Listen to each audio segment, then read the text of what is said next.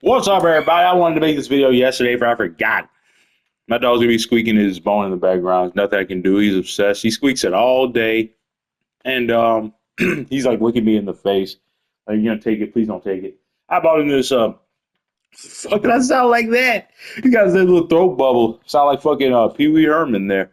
But my dog, I bought him this pink boomerang. It smells like bacon, and it's as bigger than his head, literally. He can barely hold it in his mouth, and he looks funny with it. He's just crazy, losing his mind. He loves that thing. But I want to make a video explaining my new big spending ways. I read this article yesterday, and it's called. I'll link it in the description, of course. Like, most YouTubers never link the shit they say they're gonna put in the description. I never forget that shit. But I get frustrated by that. But the article is called "A Standard Above, a Standard Deviation in parentheses above." It's a sort of a long article, a lot of math talk. It's by Mark L. Smith at Battery Power. He's basically going over like if it's worth it to spend money, and this spending money actually result in deeper playoff runs and championships. I'm not gonna spoil it. Maybe you'd like to read the article yourself. And but the last three paragraphs is what I wanted to focus on. Is why I started my big spending ways before I read this article, but this article puts it into it articulates it so well. This part, at least. The playoff percentage here is the percentage of teams that spent at or above a standard deviation of one that made the playoffs. You can see that there's a pretty clear trend of that mattering more and more over the past decade. I think it boils down to a couple things: expanded playoffs and teams getting better about spending money. But if you spend a lot, it seems to give you a pretty good chance at getting to the playoffs. Here we go. This is the most important part. What about winning a title? This is why I decided to make the video. What about winning a title?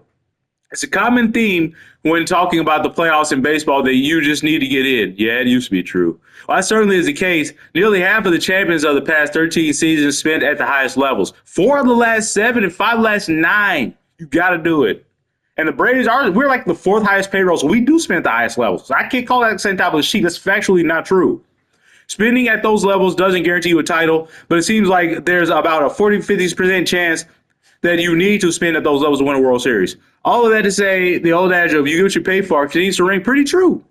Spending correlates pretty well to winning, and spending at the highest levels, while it doesn't guarantee you titles, is still a good idea. And I'm so happy with my Dyson. The video. I think everything's a video because I'm a YouTuber. The article talks about, like, at the beginning, like how you was a chance to like buy a non-name brand vacuum and a Dyson. Dyson was a little more, would be worth it in the long run. It was things like that. You do get what you pay for.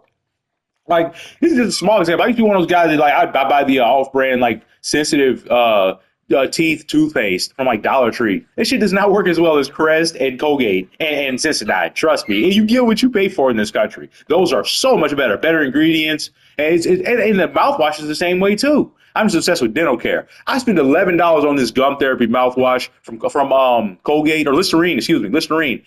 It fucking my mouth feels like I felt this clean my entire life since I was a child. It like revolutionized my mouth.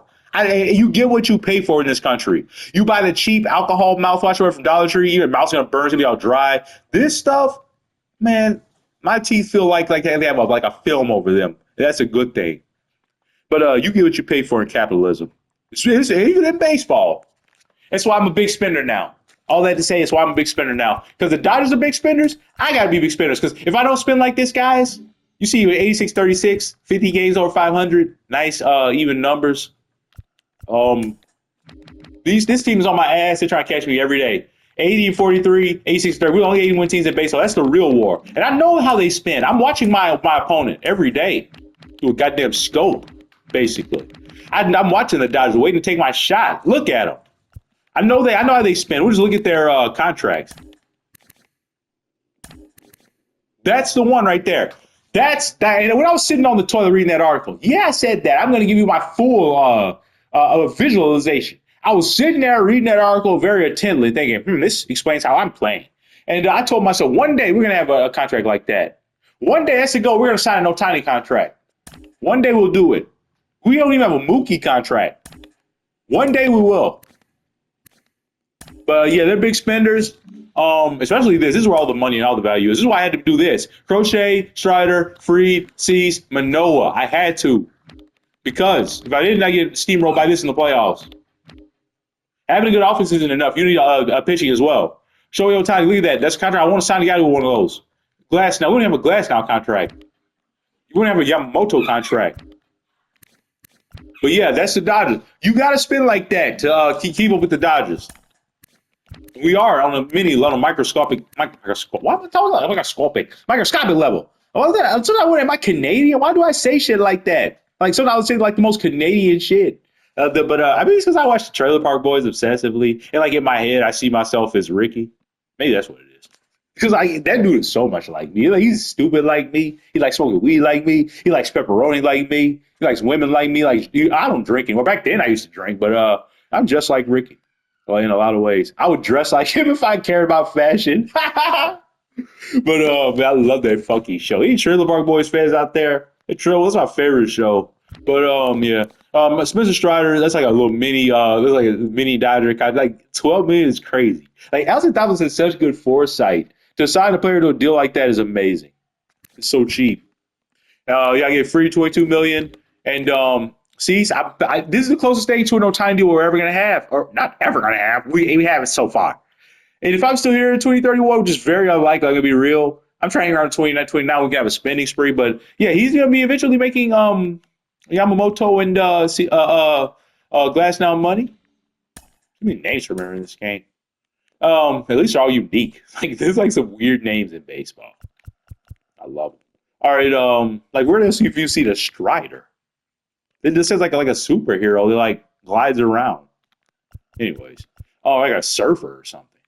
All right, a Silver Surfer. The Strider, the Silver Surfer. All right, but anyways, what am I saying? 2029 is when we're going to be able to have a spending spree because, as you'll see, like over $60 million goes off the books. But yeah, this video explains my big spending ways. That article changed everything for me. I'll leave the link in the description. You got to spend if you want to compete. You got to do it.